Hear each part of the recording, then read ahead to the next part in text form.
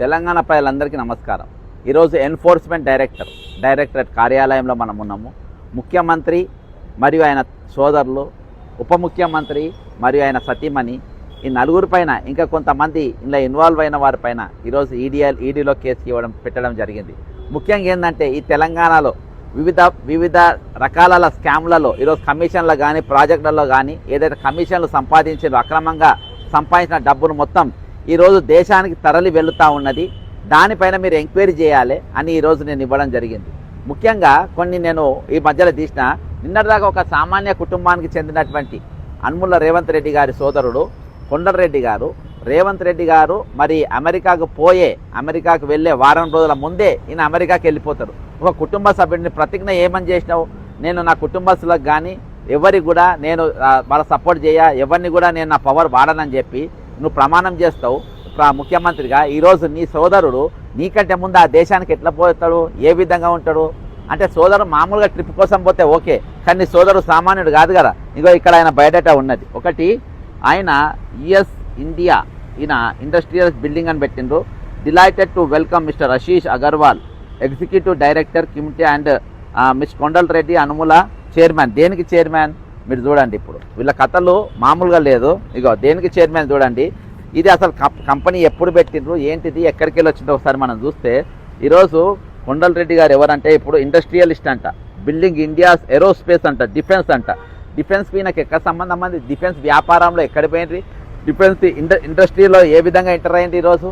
కాబట్టి నన్ను నీ పవర్ అడ్డం పెట్టుకొని ఈరోజు నీవు మూసి ప్రక్షాళన పేరుతోని అక్కడ 84 ఎకరాల భూమి మాకు కావాలి అని చెప్పి నీవు ఢిల్లీకి పోయి రాజ్నాథ్ సింగ్ కలిసి అక్కడ భూమి ఒప్పించినావు.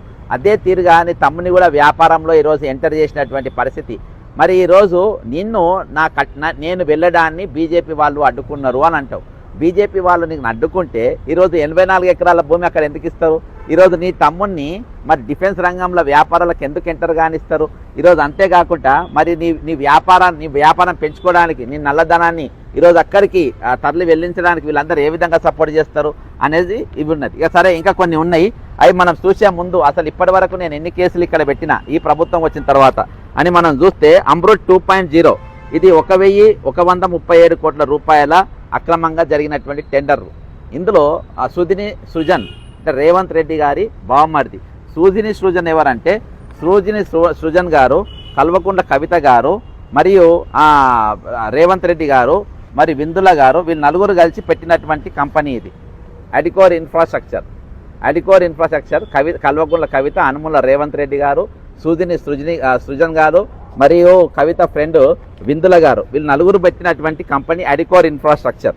అర్థమైందా? ఈరోజు వీళ్ళంతా ఒకటే అని చెప్పడానికి అదొక ఉదాహరణ. ఈరోజు ఆయనకు సంబంధించినటువంటి స్కామ్ ఇది ఏది అమృత్ 2.0. మరి దాని మీద నేను ఇదివరకే ఈడీల కంప్లైంట్ ఇచ్చిన. మరి దీనిపైన ఇప్పటి వరకు అయితే ఎటువంటి చర్యలు లేవు, నంబర్ 1. రెండవది కోడంగల్ లిఫ్ట్ ఇరిగేషన్.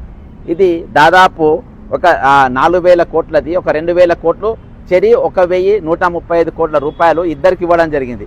ఒకటి మన రాఘవ కన్స్ట్రక్షన్స్కు, ఇంకొకటి మరి మన మేయా కన్స్ట్రక్షన్స్కు. వీరిద్దరికి కూడా కేక్ పంచినట్టు కట్ చేసి సరిసగం ఇచ్చిండ్రు.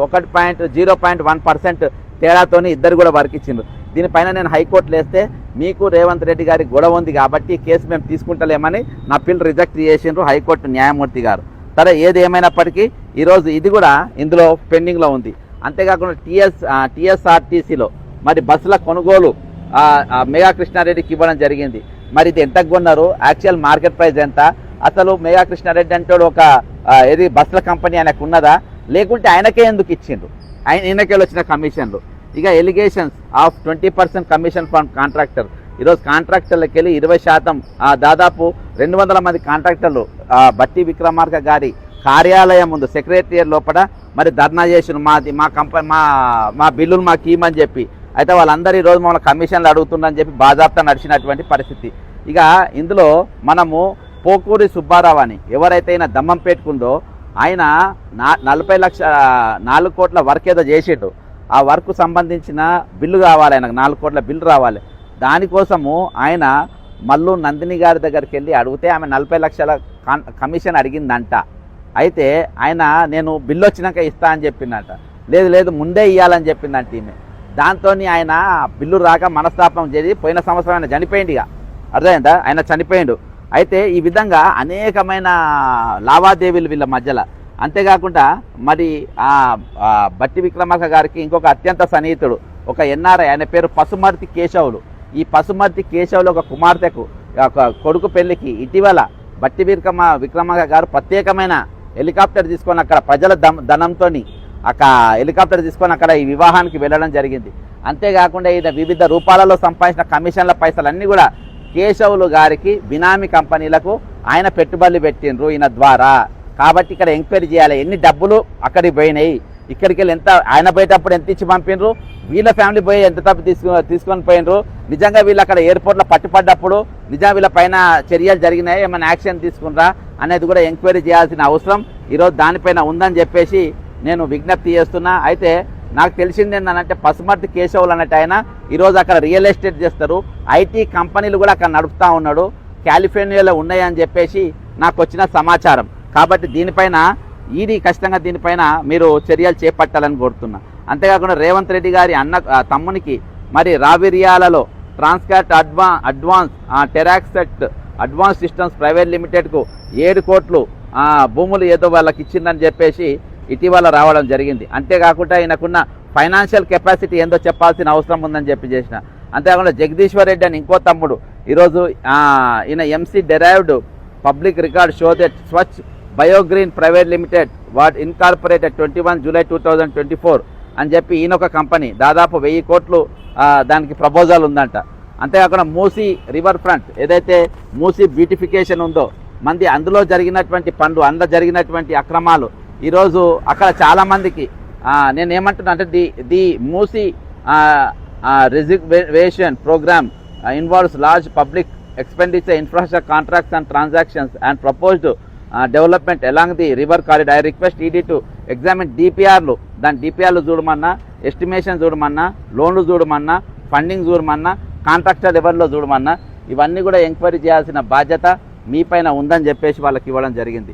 అంతేకాకుండా వెస్టర్న్ ఈరోజు రంజిత్ రెడ్డి అని మాజీ ఎంపీని మధ్యలో పెట్టి వెస్టర్న్ కన్స్ట్రక్షన్స్ ఏదైతే పుప్పాలగూడలు ఉందో మరి ఆ భూములకు సంబంధించింది, అంతేకాకుండా ఏదైతే లియోనియా ఉందో మరి అక్కడ అది లియోనియాకు సంబంధించినటువంటిది మరి తక్కువ ధరకు కొన్నది, ఇవన్నీ దీని వెనుక ఉన్న అన్నిటి కూడా లావాదేవీలు చేయాలి. ఈ డబ్బు ఏ విధంగా జరిగింది ఇది. అంతేకాకుండా ఈరోజు అడ్వర్టైజ్మెంట్ రంగం 4 కంపెనీలు, ఒకటి నవనిర్మాణం, ఇంకోటి Prakash ads, lead space, target, ఈ 4 కంపెనీలకే ఈరోజు అన్ని కూడా ఇవన్నిటిని కూడా మన రేవంత్ రెడ్డి గారు తమ్ముళ్ళే. ఈ తెలంగాణకు 4 ముఖ్యమంత్రులు మోపైంది ఈరోజు రేవంత్ రెడ్డి గారు, తిరుపతి రెడ్డి గారు, కొండరెడ్డి గారు, కృష్ణారెడ్డి గారు, జగదీశ్వర్ రెడ్డి గారు, 5 సీఎంలు, ఇంకొక సీఎం కూడా ఉందంట అమెరికాలో. ఏది ఇంతకుముందు అయినా 5 అన్నతమ్ములు, 5 ముఖ్యమంత్రులు తెలంగాణ పడ్డరు, ప్రతి శాఖ మీద పడ్డరు, దోచుకుంటా ఉన్నారు. ఇక రీజనల్ రింగ్ రోడ్లు, రేడియల్ రోడ్లు, ఫ్యూచర్ సిటీలు, ఈరోజు ఇష్టానుసారంగా ల్యాండ్ ఎక్వేషన్లు, రైతుల భూములు గుంజుకోవాలి, వీళ్ళు దాని ప్రధాన వ్యాపారం చేయాలి. ఇటువంటి అన్నీ కూడా ఈరోజు నడుస్తున్నటువంటి పరిస్థితి. ఇక అంతేకాకుండా ఈరోజు రెగ్యులర్గా ఇప్పటిదాకా తెలంగాణ ప్రభుత్వం వచ్చిన తర్వాత ఈ ముగ్గురు ముఖ్యంగా రేవంత్ రెడ్డి గారు, బట్టి విక్రమార్క గారు ఎన్నిసార్లు వ్యక్తిగతంగా వేరే ఫారిన్ కంట్రీస్కి పోయినరు, ఎన్నిసార్లు కుటుంబాలతో పోయినరు, పోయినప్పుడు ఎంతెంత లగేజ్ తీసుకుపోయినరు, లగేజ్లలో ఎన్నెన్ని పైసలు వాళ్ళ అక్కడ తీసుకుపోయినరు, పోతే అక్కడ ఎవరెవరిని కలిసిండ్రు, ఈ కంప్లీట్ మినిట్స్ అనేది ఈరోజు మీరు ఎంక్వైరీ చేయాలని కోరుతా ఉన్నా. ఎందుకంటే కొన్ని వేల కోట్ల రూపాయలు ఈరోజు మన దేశం దాటి వెళ్ళిపోయినాయి. దాంతో ఈరోజు మన రాష్ట్ర యొక్క ఎకానమీ పడిపోయే పరిస్థితి ఉన్నది. ఈరోజు రిటైర్డ్ అయిన వాళ్ళకి పైసలు ఇయ్యరు, ఉద్యోగులకు పిఆర్సీ ఇయ్యరు, మరి డిఏలు ఇయ్యరు, మరి ఓపీఎస్ను అమలు చేయరు, సిపిఎస్ తీసే ఓపీఎస్ ఇయ్యరు, నిరుద్యోగ భృతి ఇయ్యరు, ఖాళీలు నింపరు, అవుట్సోర్సింగ్ ఉద్యోగులు సమాన పని సమాన వేతనం ఇయ్యరు. కానీ ఈరోజు మన దేశాన్ని మాత్రము $3 ట్రిలియన్ మన రాష్ట్ర ఎకానమీ తీసుకుపోతారని ప్రగల్భాలు కలుపుతారు. ఇది ఏ విధంగా సాధ్యమో మీరే ఎంక్వైరీ చేయాలని చెప్తా ఉన్నా. అంతేకాకుండా ఈరోజు ప్రతిదీ వీళ్ళు ఇప్పటిదాకా పోయిన ప్రతిదీ వీళ్ళ పెట్టుబడులు కానీ ఇవి కానీ అన్నీ కూడా నేను ఎంక్వైరీ చేయాలని కోరుకుంటా ఉన్నా. ఈరోజు ముఖ్యంగా నేను అడిగినవి ఒక 12 పాయింట్లు అడిగిన. ఒకటి, నా కంప్లైంట్ ఈరోజు financial intelligence information recording examination అని ఒకటి, second preliminary analysis of the allegations అనేది, ఐడెంటిఫై షెడ్యూల్ అఫెన్సెస్ ఇప్పటిదాకా ఎన్ని స్కాములు జరిగినాయో, trace the complete money trail and identify ఎక్కడెక్కడ ఏ డబ్బులు జరిగినాయి, ఎక్కడెక్కడ లావాదేవీలు ఎంక్వైరీ చేయమన్నా. అంతేకాకుండా ఏదో పిఎంఎల్ఏ మరియు ఫేమా వయలేషన్స్ దీని కింద వస్తాయి, అవి కూడా ఎగ్జామిన్ చేయమన్నా. అంతేకాకుండా ఈరోజు దేశం దాటిపోయినటువంటి పైసలు ఏ అకౌంట్లలో పడ్డాయి అవి తీయమని చెప్పిన.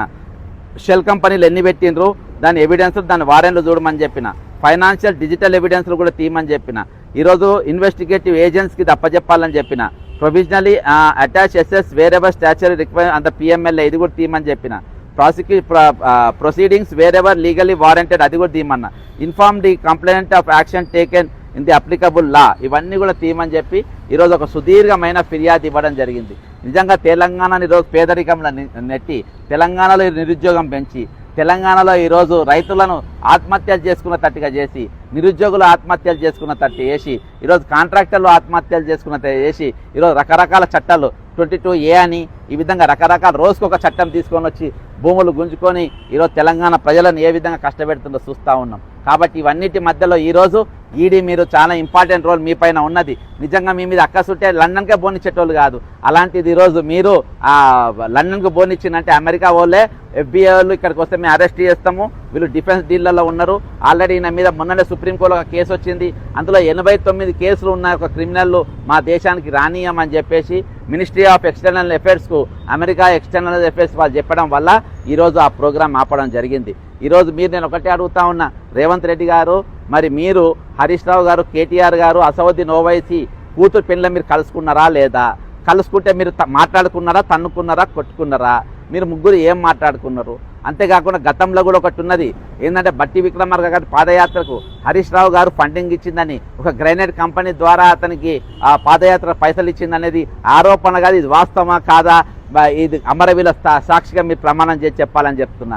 ఇంకో రేవంత్ రెడ్డి గారికి మీకు చెప్తున్నా, ఈరోజు మీరు నమ్ముకున్న దైవాన్ని మీద లేకుంటే కుటుంబస్తుల మీద నువ్వు ప్రమాణం చేసి చెప్పు, నిజంగా నువ్వు అమెరికాకు విదేశాలకు మన దేశ రక్షణ కోసము మన రాష్ట్ర అభివృద్ధి కోసము పెట్టుబడుల కోసం వెళ్ళినావా, లేకుంటే నీ అక్రమంగా సంపాదించిన పైసలు అక్కడ పెట్టుబడి పెట్టడానికి వెళ్ళినావా, నీ డబ్బులు దాచుకోవడానికి వెళ్ళినావా? ఇవన్నీ బట్టి విక్రమార్క మీకు కూడా ఇదే సవాల్ వేస్తున్నా. కాబట్టి ఇవి మీరు ప్రజల ముందు పెట్టాల్సిన అవసరం ఉందని చెప్పి తెలియజేసుకుంటూ ఖచ్చితంగా దీనిపైన ఒక లీగల్ ఫైట్ అనేది ప్రజా పోరాటం అనేది ఇవి చెప్పేదాకా ఉద్యమం కొనసాగుతుందని తెలియజేసుకుంటూ సెలవు తీసుకుంటున్నా. జై తెలంగాణ, అమరవీరులకు జోహార్లు, మేరా భారత్ మహానాయక్.